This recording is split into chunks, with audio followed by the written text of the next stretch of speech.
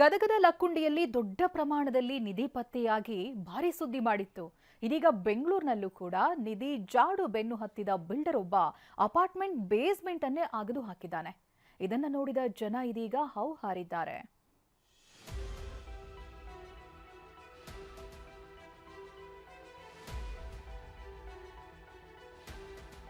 ಸುತ್ತಲೂ ತಗಡಿನ ಶೆಡ್, ಮಧ್ಯದಲ್ಲಿ ಅಗೆದಿರುವ ಗುಂಡಿ.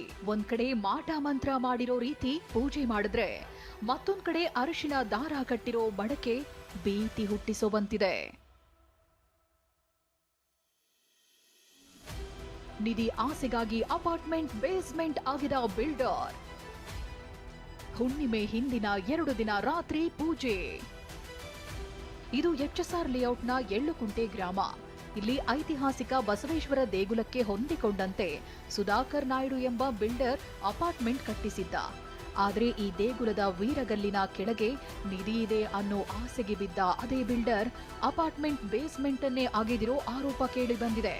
ತನ್ನದೇ ಅಪಾರ್ಟ್ಮೆಂಟ್ನಲ್ಲಿ ವ್ಯಕ್ತಿ ಓರ್ವ ಏನೋ ಒಂದು ಹಾಕಿರುವಂತಹ ಒಂದಿಷ್ಟು ಏನಿದೆ ಗಾರೆಗಳೆಲ್ಲವನ್ನು ಕೂಡ ಒಡೆದುಹಾಕಿ ಈ ಮೂಲಕವಾಗಿ ಇಲ್ಲಿ ಅಗೆದು ಈ ಗೋಡೆಯ ಹಿಂಭಾಗದಲ್ಲಿ ಒಂದು ದೇವಸ್ಥಾನ ಇದೆ.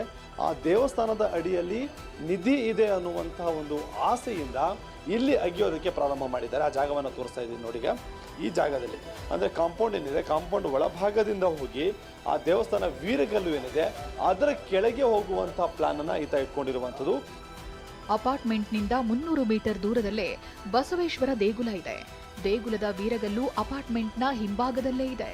ಹೀಗಾಗಿ ಅಪಾರ್ಟ್ಮೆಂಟ್ನ ಬೇಸ್ಮೆಂಟ್ ಅಗೆದು ನಿಧಿಗಾಗಿ ಶೋಧಿಸಿದ್ದಾರೆ. ಬಳಿಕ ತಗಡು ಶೀಟ್ನಿಂದ ಮುಚ್ಚಿದ್ದಾನೆ.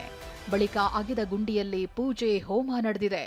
ಹುಣ್ಣಿಮೆ ಹಿಂದಿನ 2 ದಿನ ರಾತ್ರಿ ಈ ಕೃತ್ಯ ನಡೆದಿದೆ ಅಂತ ಸ್ಥಳೀಯರು ಆರೋಪಿಸುತ್ತಿದ್ದಾರೆ. ಇದು ಸುಮಾರು ಈ ಅಪಾರ್ಟ್ಮೆಂಟು ಕನ್ಸ್ಟ್ರಕ್ಷನ್ ಬಿಲ್ಡಪ್ ಆಗಿ ಒಂದು 11-12 ವರ್ಷ ಆಗ್ತಾ ಇದೆ.